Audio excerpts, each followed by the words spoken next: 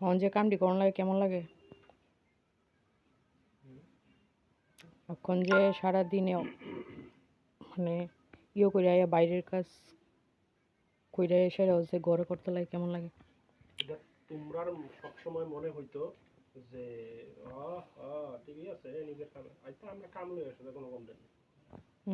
সব করতে পুরুষ মানুষ তো ঠিক হইতো মনে মনে তো একটা বিরক্তি ভাব আছে। স্বাভাবিক ব্যাপার।